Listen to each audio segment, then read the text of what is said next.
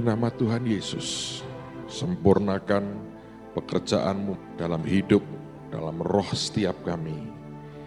Dan kami berikan segala kemuliaan hanya bagi Yesus Tuhan kami. Sebab semua asalnya daripada-Mu juga. Demi nama Tuhan Yesus. Semua kita berkata, amin.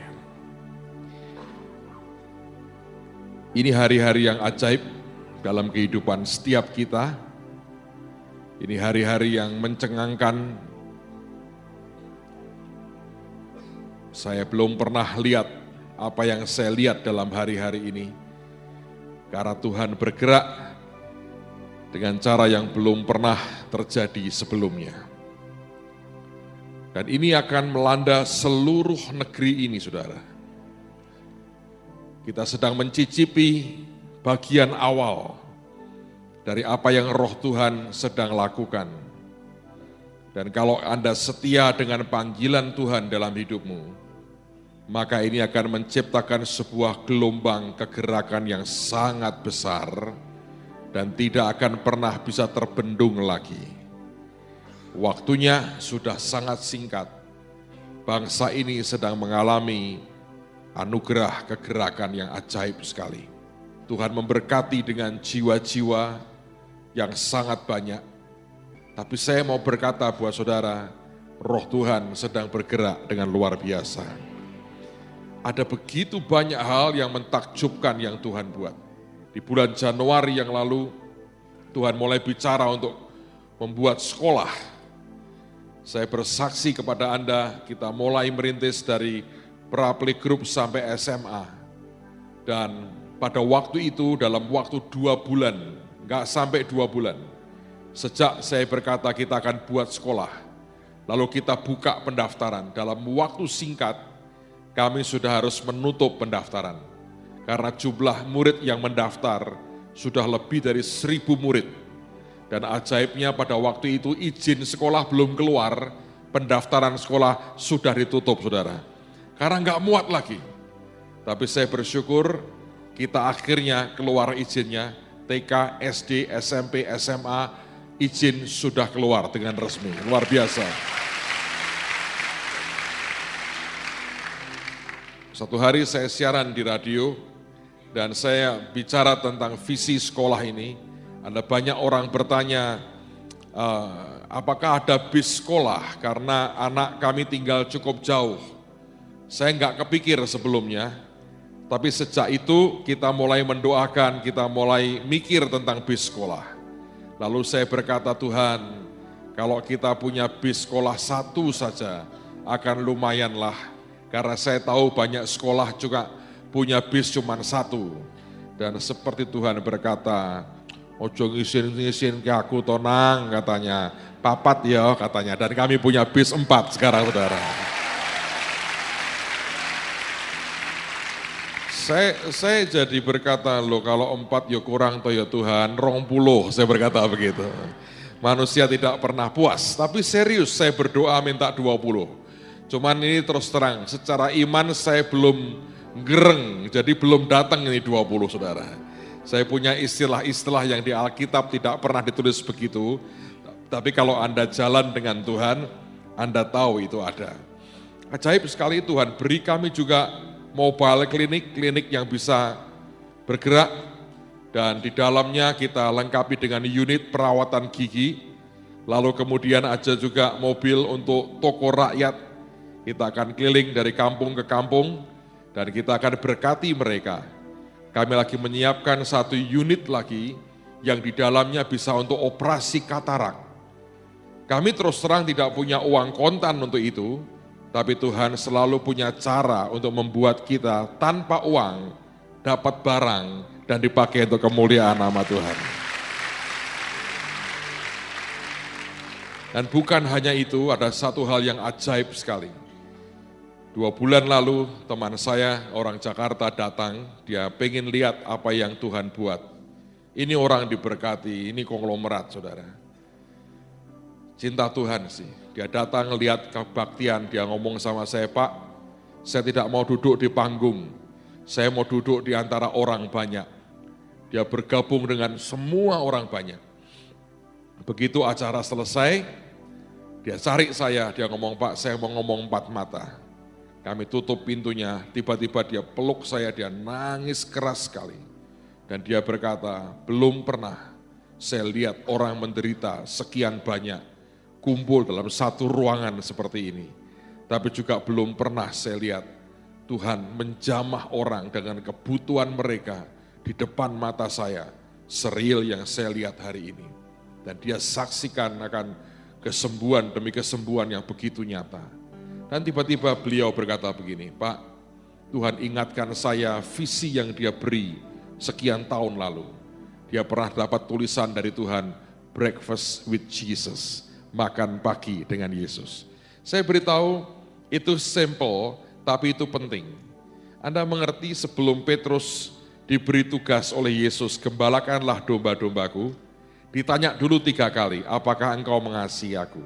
Tapi sebelum ditanya, diapain saudara? Diberi sarapan dulu. Breakfast with Jesus itu penting untuk bisa menggembalakan akan domba-dombanya. Para pendeta, breakfastlah with Jesus sebelum menggembalakan domba-dombamu.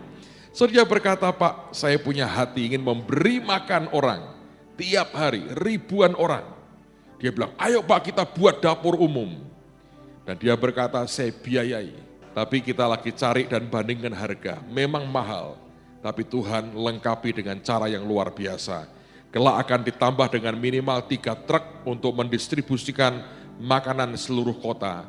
Dan saya berkata, ini belum pernah terjadi sebelumnya dalam hidup kami. Dalam 4-5 bulan terakhir ini, Tuhan memberkati begitu ajaib. Dan saya berkata, ini Tuhan bukan karena manusia kita. Di depan ada banyak yang lebih aneh yang kelak Anda akan dengar atau Anda tidak akan pernah bisa dengar karena kami tidak mau cerita. Tapi kalau kami cerita nanti terlalu banyak diomongin orang, nggak enak. Jadi sorotan kamera orang itu tidak enak, saudara. Ada hal-hal yang tidak harus diceritakan. Tapi saya melihat dengan jelas sebuah perubahan yang luar biasa sedang berlangsung di negara kita. Bukan karena tangan manusia, tapi karena tangan Tuhan sendiri. Amen. Nah, ada banyak orang yang bertanya kepada saya sebetulnya. Pertanyaannya begini, waktu melihat semuanya itu. "Pak, caranya bagaimana bisa seperti itu?"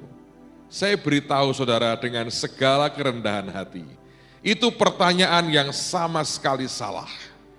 Kalau Anda melihat sebuah kegerakan begitu besar, begitu nyata, Anda tanya caranya bagaimana, saya beritahu itu pertanyaan yang salah. Lalu orang bertanya, "Lah harusnya saya tanya apa?" Tanyalah, berapa harga yang harus dibayar?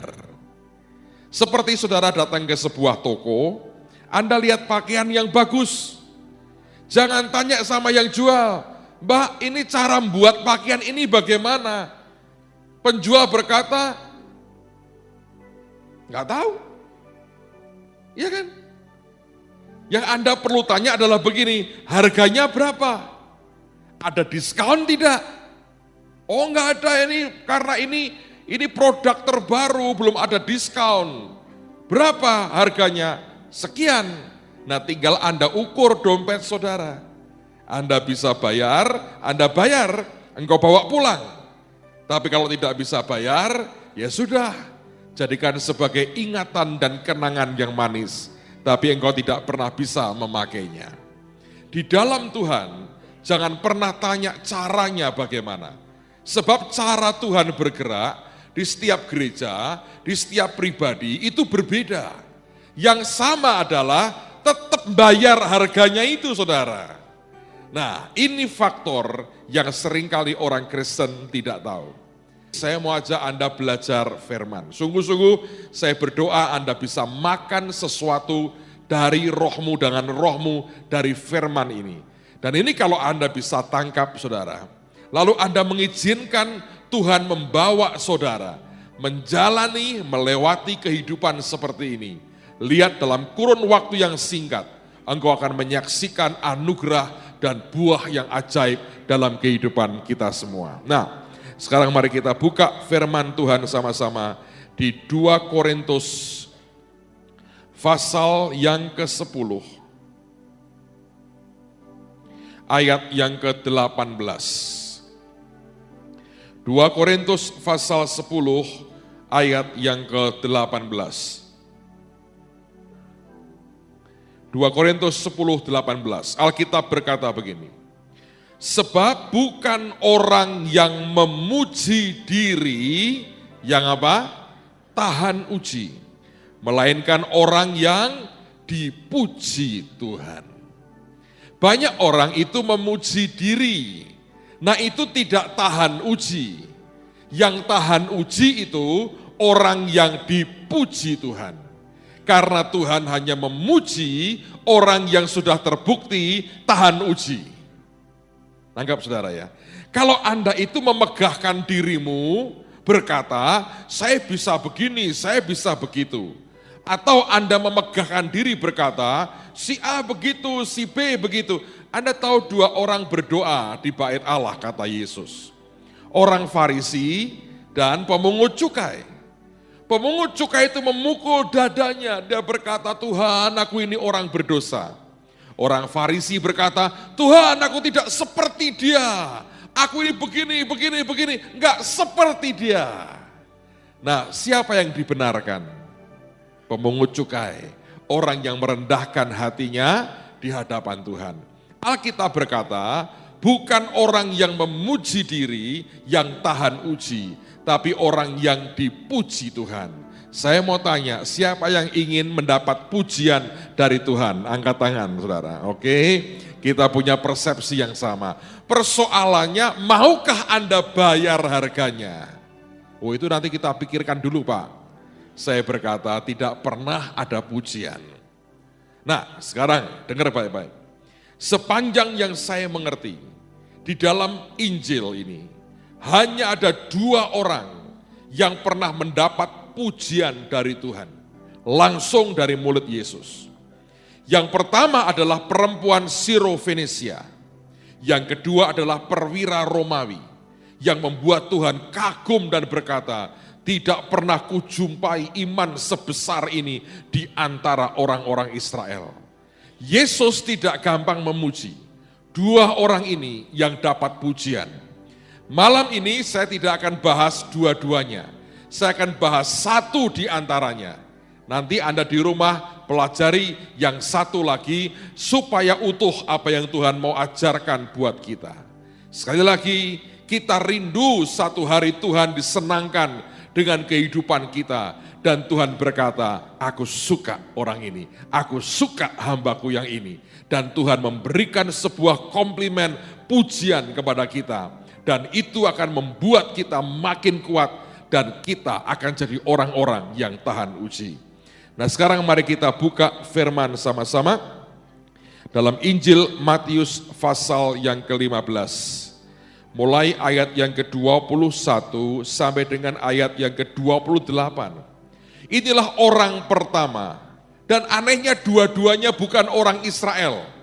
Perempuan Sirofenisia bukan orang Israel. Perwira Romawi juga bukan orang Israel. Sebetulnya ini sebuah warning loh saudara, bahwa seringkali nanti orang-orang yang tidak dianggap oleh orang-orang yang beragama seperti kebanyakan kita, justru merekalah yang terima perkenan Tuhan. Nah lihat apa hebatnya wanita ini. Matius 15 mulai ayat yang ke-21. Lalu Yesus pergi dari situ dan menyingkir ke daerah Tirus dan Sidon. Maka datanglah seorang perempuan Kanaan dari daerah itu dan berseru, kasihanilah aku ya Tuhan anak Daud, karena anakku perempuan kerasukan setan dan sangat menderita.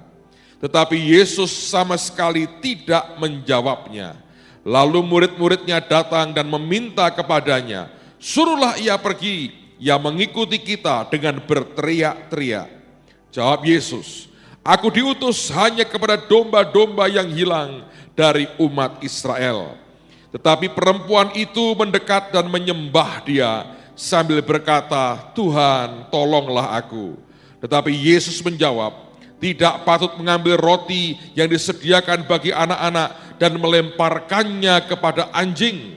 Kata perempuan itu, benar Tuhan, namun anjing itu makan remah-remah yang jatuh dari meja tuannya.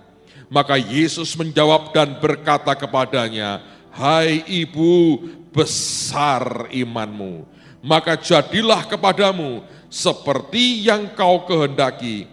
Dan seketika itu juga anaknya sembuh.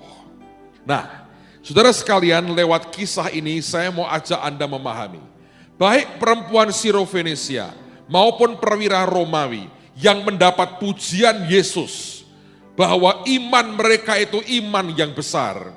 Dua-duanya sedang tidak memperjuangkan kepentingan dirinya sendiri. Mereka berdua memperjuangkan kepentingan orang lain yang mereka kasihi, yang di bawah mereka. Perempuan ini memperjuangkan nasib anaknya, perwira Romawi memperjuangkan nasib hamba yang dia hormati.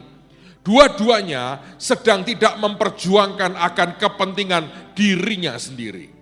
Tidak pernah ada pujian akan keluar dari Tuhan kalau kita tidak bergeser dari menfokuskan kepentingan kita dalam kehidupan dan doa kita di hadapan Tuhan. Orang harus belajar mengabaikan sesaat akan kepentingan kita dan menyatakan bahwa kepentingan orang lain itu yang harus kita perjuangkan. Ada banyak orang berkata begini, ya kalau keluargaku semua belum diselamatkan, untuk apa aku nginjil kepada orang lain? Bukankah Tuhan berkata, engkau harus jadi saksi Tuhan di Yerusalem, Yudea, Samaria, baru ke ujung bumi. Saya mau beritahu kepada saudara, sebetulnya konteks pembicaraan Tuhan itu bukan berurutan seperti 1, 2, 3, 4. Tapi dia mau berkata, bersamaan engkau menginjil, saksi buat aku di Yerusalem. Berbarengan dengan itu, kerjakan Samaria. Berbarengan dengan itu, Yudea. Berbarengan dengan itu, seluruh bumi sampai ujung bumi itu dikerjakan serentak. Jadi tidak ada alasan sebenarnya kita berkata, aku sendiri belum apa-apa, kenapa aku perhatikan orang lain. Tuhan itu melihat sebenarnya, apakah kita ini hidup dengan ego kita yang besar, atau kita ini hidup dengan salib dalam kehidupan kita. Orang yang hanya memperjuangkan kepentingan dirinya sendiri. Orang itu orang yang biasa, orang yang normal. Tapi kalau orang itu memperjuangkan orang lain, menangisi meratapi orang lain, berkorban demi kepentingan orang lain, Tuhan berkata, itu orang yang tidak mementingkan dirinya sendiri. Nah, di dalam pergulatan perjuangan seperti itu, saudara, ada 3 tahap yang harus dilewati oleh wanita atau perempuan Kanaan ini. Dan ketiga tahap ini bukannya makin ringan sebetulnya. Tahapan ini makin lama makin berat. Kalau saudara bisa melewati 3 tahap ini, pasti sesuatu yang ajaib akan berlaku dalam kehidupanmu. Nah, ketiga tahapan ini itu memang datangnya aslinya dari Tuhan. Minimal atas kepenentuan Tuhan, saudara melewati sebuah keadaan demi keadaan yang makin lama bukan makin ringan, tapi makin berat. Nah, makin beratnya itu sebetulnya makin dekat dengan sebuah ledakan rohani yang luar biasa. Nah, seperti apa itu? Tahap pertama, kalau Anda mau bayar harganya, saya beritahu harganya. Kalau engkau mau berkata, aku ingin dipuji Tuhan, saya beritahu harga yang Anda mesti bayar. Tahap pertama adalah, saudara mesti belajar menghadapi Tuhan yang diam. Alkitab berkata, perempuan ini berteriak-teriak, dan Tuhan diam saja. Saudara pernah berdoa dan Tuhan diam? Sering Pak, lalu ngapain? Saya tinggal Tuhan, saya berusaha. Itu masalahnya. Berapa banyak orang baru menghadapi level pertama saja, sudah gak tahan.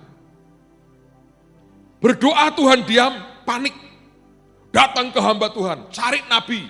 Nubuatin saya dong, Tuhan berkata apa? Saya berdoa kok Tuhan diam saja.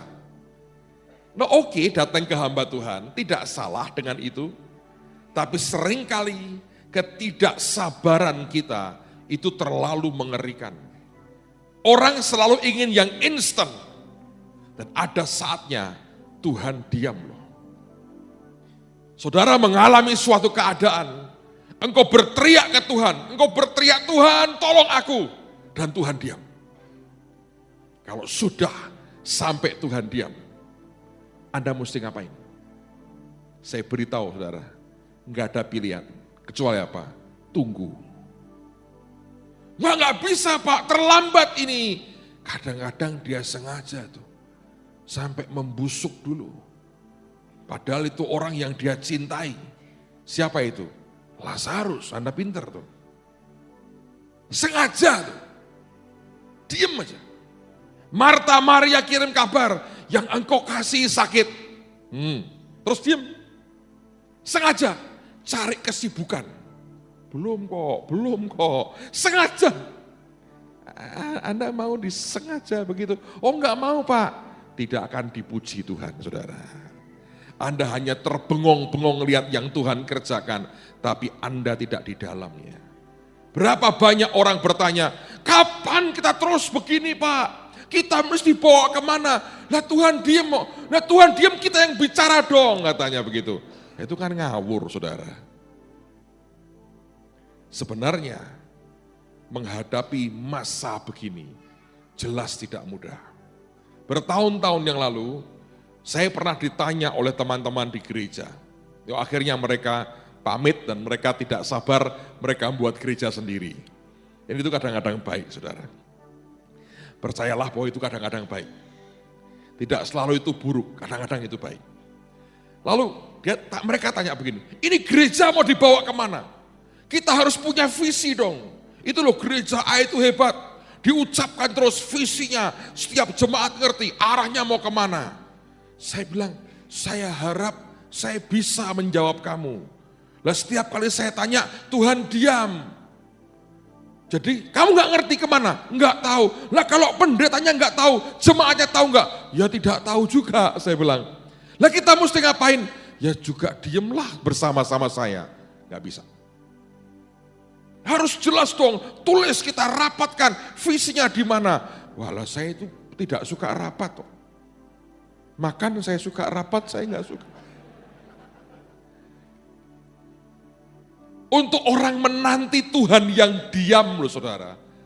Aduh luar biasa mengerikannya. Saya kalau Anda mau ngerti caranya gini, sederhana. Nanti kapan-kapan ya kalau pas doa pagi nih. Acaranya gini, jangan bahasa roh, jangan ada musik, jangan ngomong haleluya, jangan ada khotbah, diem 3 jam, diem aja. Dan saya berdoa, Tuhan juga diam dengan diam. Apa yang terjadi? Beberapa orang sudah mendengkur, beberapa begini ke WC tiap 5 menit. Orang itu selalu pengen gerak. Ya toh? Kadang-kadang Tuhan itu diam. Tidak secerewet yang Anda harapkan. Karena dia ngomong gini, aku sudah cerewet, nih tebel banget kan katanya. Gua udah cerewet kok, sekarang aku pengen diam. Kita mau ngapain saudara? Ya nggak bisa ngapa-ngapain. Terus ngapain? Ya diamlah, tunggu. Dan di situ Anda mesti mengerti, siapa yang berdaulat atas siapa. Proses pertama ini tidak mudah. Dan banyak orang gugur di tengah jalan. Kalau Tuhan diam ya sudahlah, gue bergerak kemana-mana. Cari pertolongan, usaha sendiri. Dia diam kok. Ada itu yang seringkali membuat Tuhan geleng-geleng kepala berkata, wong tak kon menang we kok ora iso. Padahal gampang loh saudara, diam. Lihat. Tapi kamu enggan kata Alkitab, nunggang kuda malah gak karu-karuan. Suruh diam. Ketika mereka di tengah-tengah, para murid tengah-tengah ombak badai gitu. Lihat Yesus datang jalan di atas air, mereka teriak, hantu, hantu, hantu. Wong Tuhan kok dibalik jadi hantu. Bahasa Indonesia itu kadang-kadang rada ini juga ya. Tuhan, musuhnya siapa? Hantu gitu ya. Dia berkata, diam, tenanglah, aku ini. Anda tahu kalau Anda diam, Anda bisa tenang. Anda bisa ngerti memilah mana yang harus Anda buat. Kepanikan itu menghancurkan. Setiap kali ada rumah atau tempat umum terbakar, semua orang tahu penyebab kematian terbesar bukan api, tapi orang saling injak. Karena apa? Panik, tidak bisa diam, tidak bisa tenang. Kuasai dirimu. Wanita ini teriak-teriak, dan Tuhan diam. Saya beritahu ada saatnya dia diam. Orang bertanya, Tuhan kenapa engkau diam? Dia hanya mungkin berkata, silent is golden katanya. Dia tenang aja. Apa Anda pikir kalau Tuhan diam itu kemudian dia tidak peduli? Kita menuduhnya begitu. Perahunya hampir tenggelam, dia tidur. Tidur. Siapa yang suka tidur? Kayak Tuhan Yesus di beberapa hal. Kalau kebacot, males namanya saudara.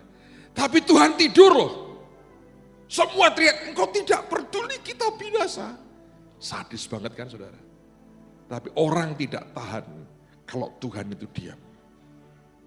Saya berdoa Anda belajar untuk beradaptasi dengan Tuhan. Ada kalanya dia diam. Kalau dia diam Anda suruh ngapain? Ya diam saja saudara. Tenang, nantikan dia. Tuhan tidak pernah terlambat kan? Dia tidak pernah terlambat. Tapi juga dia tidak pernah terlalu cepat. Dia tunggu pematangan yang sempurna. Dan pada kesempurnaan sebuah kematangan itulah akan terjadi sesuatu. Tahun 2006, saya seringkali berkata, merupakan tahun buat saya belajar main banner, saudara. Sungguhan, saya berkata dulu, saya bilang, laki main banner kok genit banget ya, katanya begitu. 2006, Tuhan tidak bicara apa-apa. Cuma urusan bahtera. Gubrak, main banner di mana-mana. Dan sekarang Anda juga main banner kan? Semua main banner, keliling Indonesia, kemana. Saya pikir-pikir secara otak logika saya ini mau ngapain kayak begini. Di hati percaya ini Tuhan, otak saya berkata ngapain seperti begini. Tuhan aku suruh apa? Dia diam. 2006 kami tidak berbuat apa-apa.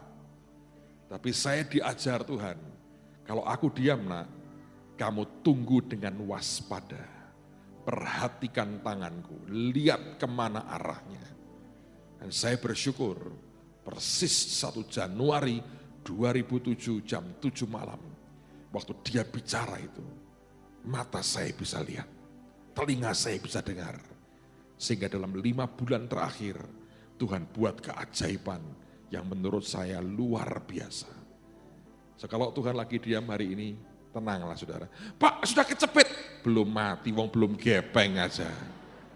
Kecepit Pak, ya belum gepeng. Iya belum sih Pak, tahan, menjelang gepeng. Sudah gepeng Pak, wong belum trepes, kalau saya berkata gitu. Selalu nanti Tuhan itu akan tolong pada waktunya. Amen saudara.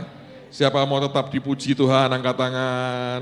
Kalau Tuhan diam, Anda harus apa? Tunggu apa yang Tuhan mau lakukan. Diam saja. Belum gepeng. Sudah gepeng Pak, rata. Wong belum hancur. Mas selalu ada jawaban dari pendeta, saudara. Tenang aja. Nah hal kedua Anda harus mengerti. Ada saatnya Tuhan itu diam. Kemudian, lihat. Para murid berkata, Tuhan usir dia. Dan Tuhan ngomong loh. Aku hanya diperintah untuk domba-domba Israel. Yang kedua, jawaban Tuhan itu seperti sebuah penolakan. Saudara pernah ada penolakan Tuhan? Penolakan dengan penolakan itu beda. Ada penolakan karena memang Tuhan tidak suka. Dia bilang tidak, dia tidak suka. Ada penolakan karena sebuah ujian. Nah, penolakan dari Tuhan yang ujian itu Itu lebih kepada modelnya seperti jalan buntu. Anda tidak mendengar Tuhan berkata, tidak nak, bukan. Tapi Anda menghadapi sebuah jalan buntu. Tuhan berkata begini, maaf ya, mandatku hanya untuk domba-domba Israel. Sorry aja ini. Bukan gua gak mau, sorry aja ya. Di luar mandat. Bapak hanya memberikan mandat ini, domba-domba Israel. Kamu bukan orang Israel, sorry. Itu sebuah kebuntuan. Dalam kehidupan kita ini, seringkali itu yang terjadi. Kita sedang memperjuangkan sesuatu. Kita berdoa, kita ingin sesuatu yang ajaib terjadi. Tapi sepertinya ada jalan buntu. Sepertinya Tuhan menolak kerinduan hati kita. Sepertinya Tuhan tidak mengiyakan apa yang kita inginkan. Pada saat seperti itu saudara, cuman satu cara terbaik, Anda nyembah saja. Sebab wanita itu ketika ditolak, dia nyembah. Penyembahan itu mengubah segala-galanya. Itu wujud dari kerendahan hati kita. Bahasa Jawanya ini delosoro saudaraku. Tiarap, nyembah. Jangan terus berdiri, ngapain tuh nolak-nolak saya. Habis saudara. Begitu Anda tahu jalan buntu, tiarap di depan kaki Tuhan. Saudara akan lihat sesuatu yang ajaib. Saya baru KKR di kota Tayu beberapa minggu yang lalu. Ini kota ajaib banget saudara.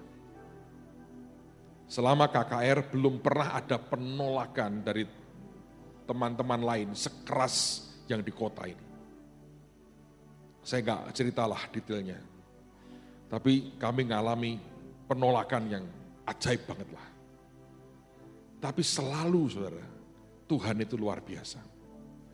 Anda tahu hari pertama, ada seorang bapak yang divonis kanker liver.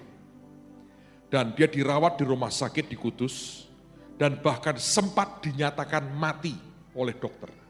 Karena pulsnya hilang, gak ada nafasnya, dokter bilang sudah mati. Tapi entah bagaimana, sekian waktu kemudian, gak tahu berapa lama, hidup lagi. Nah hidup bukannya sembuh, tetap keadaannya parah. Kurus badannya, habis, bangun gak bisa, geletak sekian bulan diranjang. Nah waktu dia mendengar, saya ada KKR di situ. Keluarganya telepon gembala sidang yang jadi tuan rumah. Mereka berkata minta tolong supaya Pak Petrus Agung mampir ke rumah sakit dan mendoakan suami saya atau papa saya. Pokoknya keluarganya telepon berkali-kali. Saya tidak tahu menahu soal itu. Nah, Pak Pendetanya berkata, Bu, saya enggak berani janji. Karena Pak Petrus tidak nginep di kota ini. Dia itu datang sore khotbah, malam langsung pulang. Jadi kita enggak berani janji karena enggak tahu jadwalnya gimana. Mereka minta tolong terus. Pendetanya berkata enggak bisa Bu, enggak bisa. Nah kalau Anda menghadapi itu, apa yang Anda buat? Seringkali orang tersinggung, dia marah sekali. Dia berkata, kenapa aku ditolak? Tapi Anda harus belajar untuk beradaptasi dan membiasakan diri dengan penolakan-penolakan seperti itu. Yang jelas pengen ngusir wanita ini adalah para murid Tuhan. Anda harus beradaptasi dengan penolakan manusia dalam hidupmu. Tapi kalau Tuhan, itu akan beda penolakannya. Nah, dalam keadaan seperti itu, saya belajar ini keluarga ajaib. Hati mereka nyembah ke Tuhan sih. Lalu mereka berkata, Pak, kalau saya gotong ke sana boleh tidak? Gembalanya bilang, silahkan. Jam 10 pagi, kasurnya disiapkan di panggung, saudara. Ditaruh di ujung sana. Saya enggak lihat sebetulnya. Karena itu gereja penuh sesak sampai di luar-luar. Karena memang KKR itu enggak diizinkan di lapangan. Diberi izin, cabut lagi, beri izin, cabut lagi, sampai 2 kali.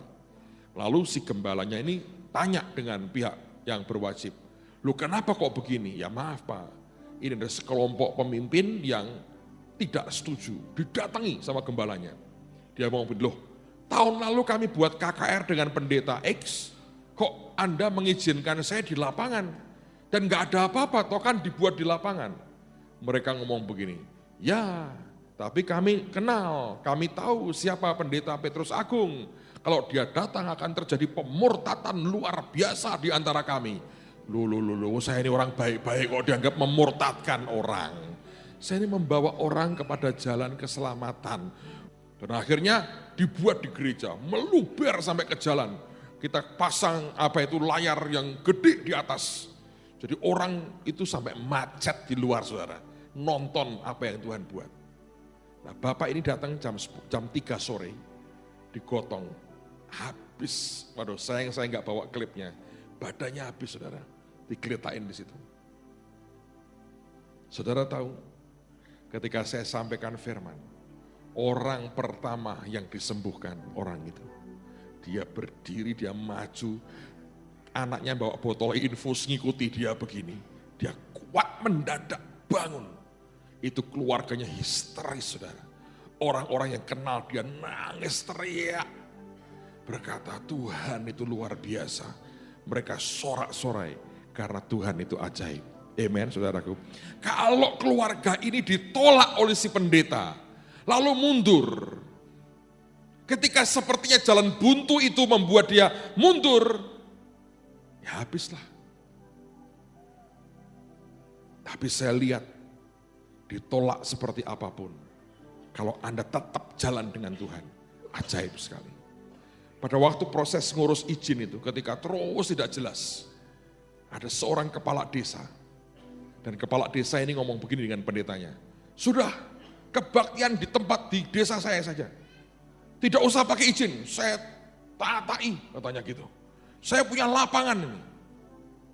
Ditanya, loh Bapak, Pak Lurah kok berani sekali?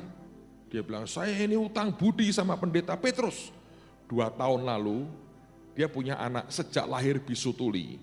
2 tahun lalu saya KKR di Pati, saudara. Dia datang ke sana, dibawa anaknya, sembuh.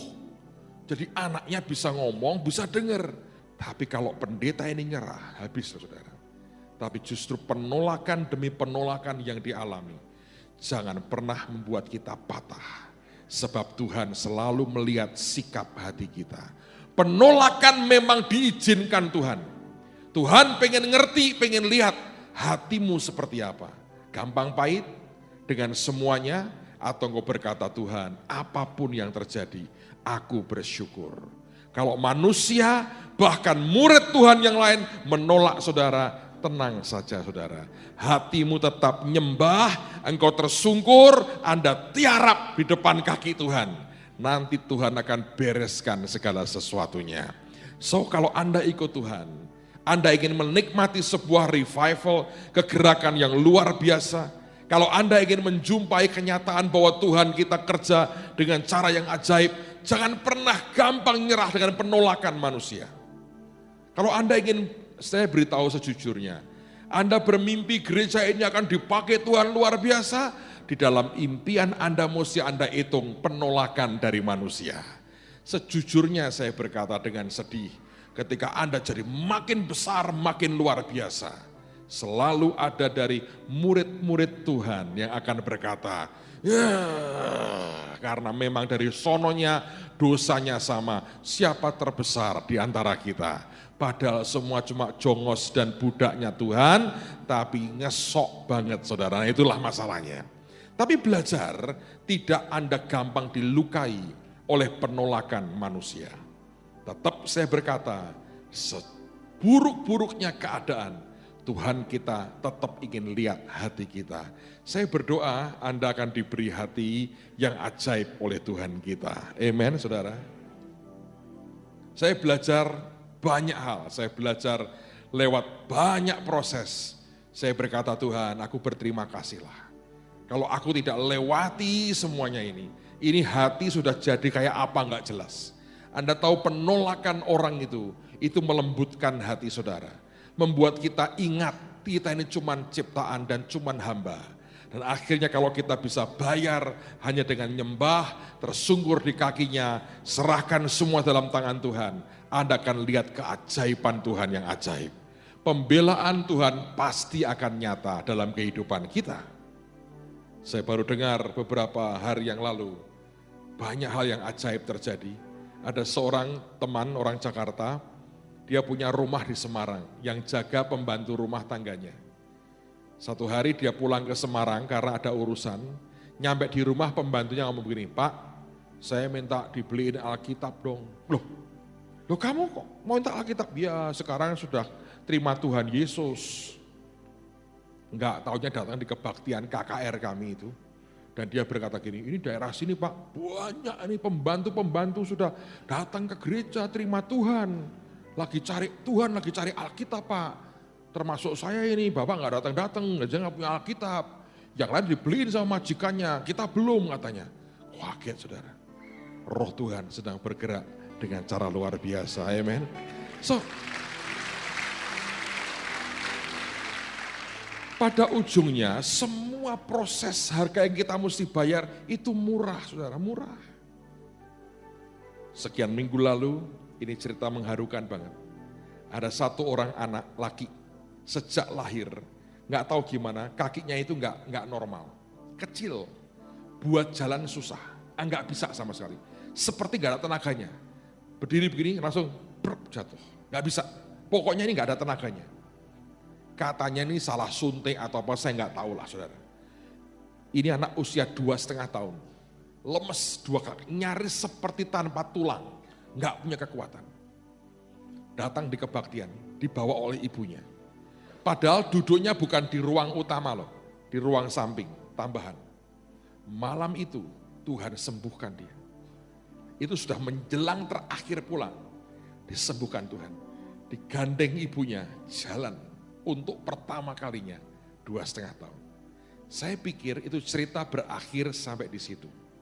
Ternyata tidak. Saudara tahu apa yang terjadi?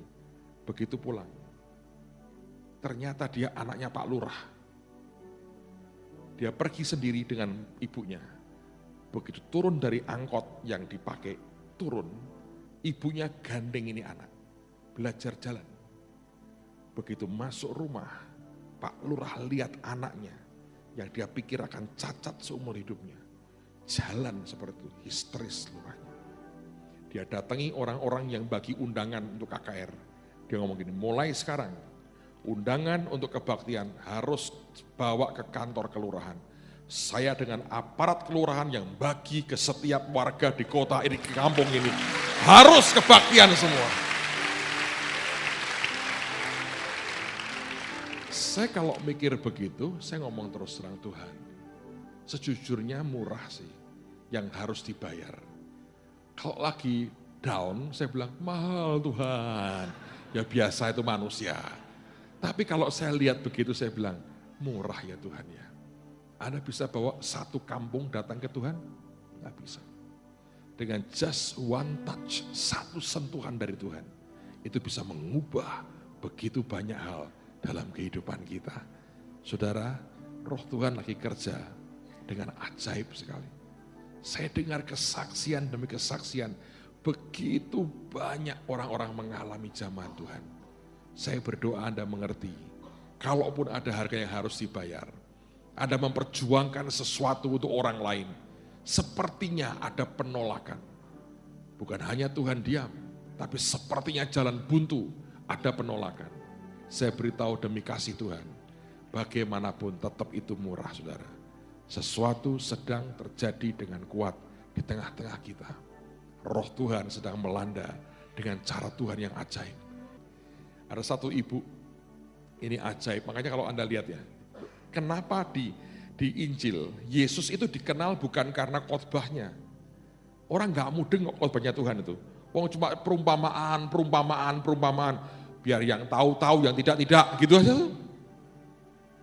Tapi dia terkenal itu karena mujizat, kesembuhannya, ya kan? Sentuhan Tuhan itu yang ajaib. Ada satu ibu, kanker payudara, dioperasi. Mungkin sudah jalar, dadanya ini sudah jadi hitam, nggak tahu kenapa. Mungkin karena di kemo atau apa saya nggak tahu. Jadi hitam dan sakitnya luar biasa. Berbulan-bulan geletak di tempat tidur, tidak bisa bangun. Orang-orang pasar dekat dia tinggal ngomong, tinggal nunggu mati itu ibu itu. Nggak tahu gimana, dibawa teman-temannya digotong. Datang kebaktian. Pulang jalan, saudara. Besoknya ke pasar, jalan. Geger satu pasar. Ditanya, loh kamu kok jalan? Iya. Loh kok bisa? Gini nih, kamu mesti datang ke rumahnya Tuhan Yesus. Loh itu di mana? Gak tahu, aku gak sadar kemarin digotong ke sana itu. Orang-orang pada pengen ngerti, loh itu rumahnya Yesus, pokoknya itu orang banyak datang. Nanti didoakan, itu rumahnya Tuhan Yesus. Nah nanti didatangi Tuhan Yesus, disembuhkan, nah kayak aku gini nih, sehat. Orang coba pengen ngerti, akhirnya situ toh rumahnya Tuhan Yesus yang gede itu. Iya, itu rumahnya Tuhan Yesus katanya saudara. Betul juga sih. Saya lihat Tuhan itu ajaib saudara. Saya lihat terlalu banyak mujizat di depan mata. Dan saya bersyukur dan saya berkata Tuhan, udahlah penolakan demi penolakan tidak masalah. Kalau engkau melihat hati itu benar dan berkenan di hadapan Tuhan, itu segala-galanya. Amen. Yang terakhir, yang ketiga, bukan hanya Tuhan diam, seringkali ada penolakan. Yang terakhir lebih parah, penghinaan. Diomongin anjing lu. Kalau Anda datang ke Tuhan, datang ke hamba Tuhan nih, Pak doain saya. Buat apa lu didoain anjing kayak kamu? Ngamuk gak saudara? Ayo. Marahlah pasti. Itu kan begini tuh, kalau Anda bacanya datar, yang gak terlalu menyakitkan. Tapi kalau Anda baca dengan baik, itu dia ngomong gitu tuh. Kalau Israel, anak. Lu bukan Israel, anjing. Itu. Tapi dia ngomong apa? Benar Tuhan. Memang gua anjing. Loh, dihina itu. Oke itu. Ada iklan rokok, how low can you go? Itu saudara, Anda bisa serendah apa, merendahnya seperti apa. Itu penting saudara. Sebab kalau Anda itu masih memuji diri, tidak tahan uji. Yang dipuji Tuhan yang tahan uji. Lah Tuhan muji yang seperti apa? Ini yang istilah jauhnya, jadi anjing itu saudara. Karena kita ini gak tahan dengan penghinaan. Gak tahan. Yesus itu ya menjadikan dirinya sendiri tidak punya reputasi. Sehingga diangkat sama Bapa. Nah sama dengan kehidupan kita. Kita kan seringkali gak tahan toh dengan penghinaan. Kita marah toh dihina. Nggak tahu siapa saya ya. Ya nggak tahu.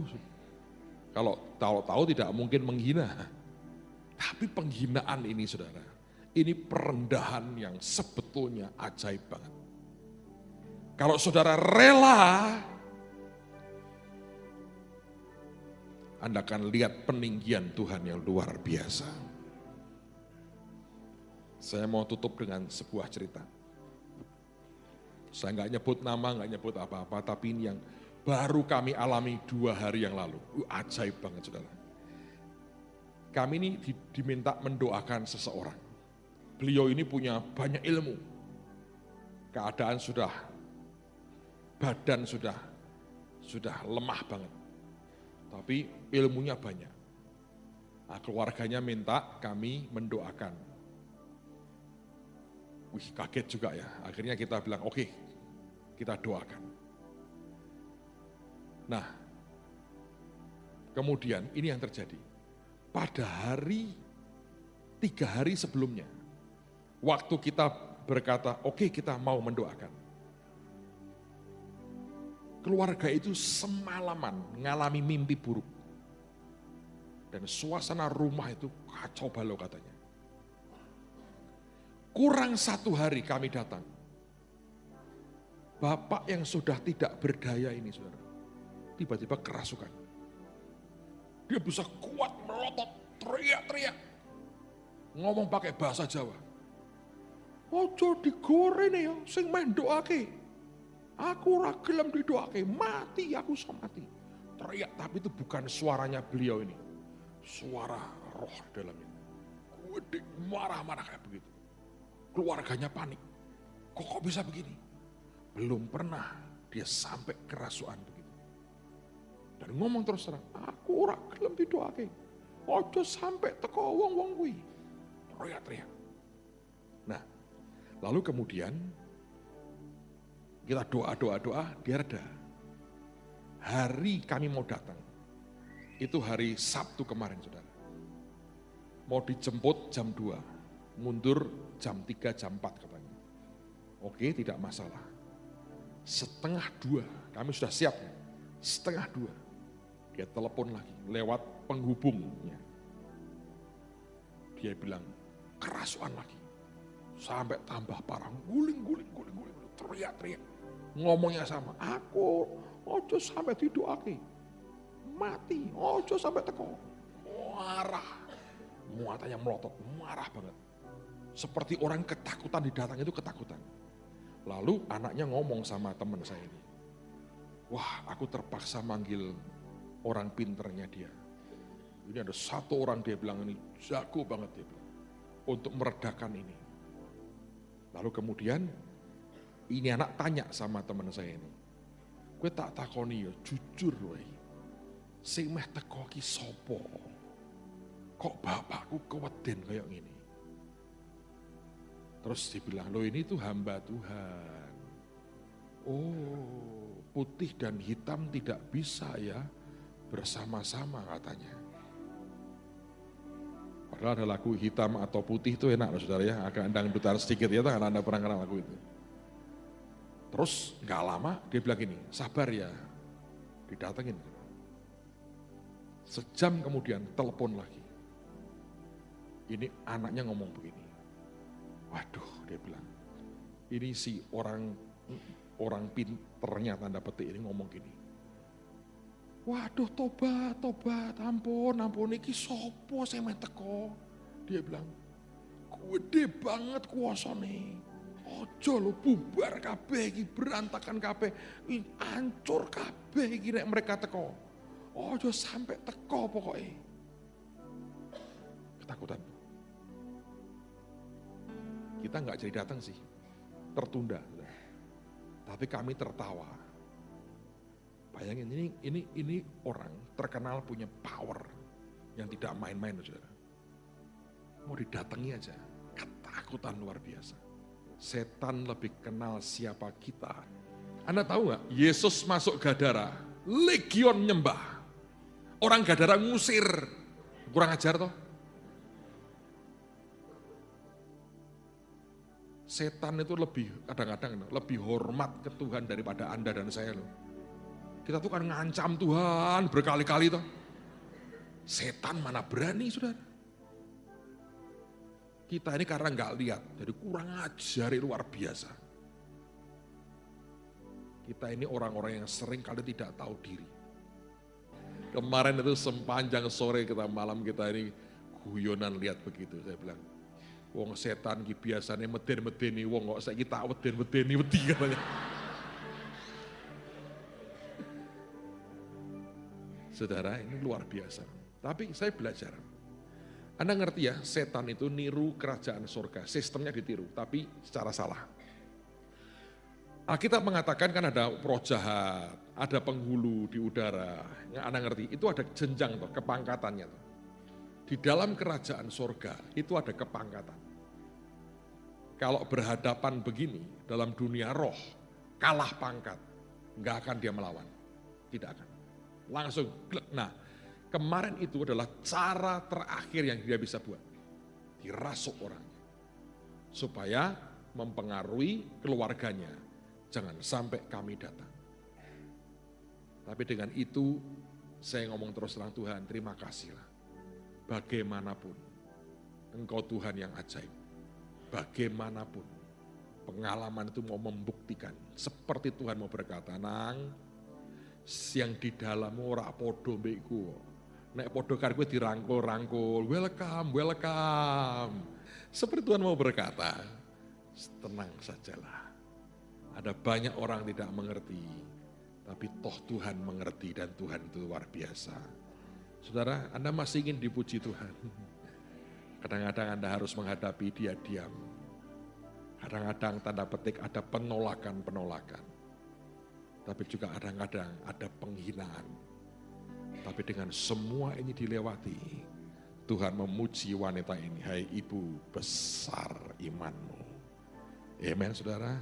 Bukan orang yang memuji diri yang tahan uji, dan melainkan orang yang dipuji Tuhan. Tutup Alkitab saudara. Bukankah kita punya Tuhan yang luar biasa? Saya mau berdoa buat Anda, silakan angkat tanganmu di hadapan Tuhan. Apapun pergulatan hidupmu, apapun masalah saudara, datang ke Yesus, datang ke Yesus, datang ke Yesus, datang ke Yesus hari ini. Anda saya beri waktu doa, naikkan doamu beberapa 1-2 menit. Lalu saya akan mulai berdoa buat saudara. Datang ke Yesus, datang ke Yesus, datang ke Yesus. Datang ke Tuhan Yesus, datang ke Tuhan Yesus. Dan Bapa, hamba berdoa, berikan kami open heaven, langit yang terbuka, surga yang terbuka di atas kami. Hamba mau hadapkan ya Bapa, anak-anak-Mu yang Kau kasihi. Hamba sudah sampaikan pesan-Mu. Dan sekarang hamba hadapkan mereka dan semua doa kerinduan hati mereka. Hamba hadapkan, Engkau dengar doa kami. Engkau dengar doa kami. Engkau dengar doa kami Tuhan. Dan turunkan blessing-Mu atas kami. Turunkan berkat-Mu atas kami. Turunkan kekuatan-Mu, turunkan lawatan-Mu, turunkan kuasa-Mu. Turunkan perkenan-Mu ya Tuhan, turunkan.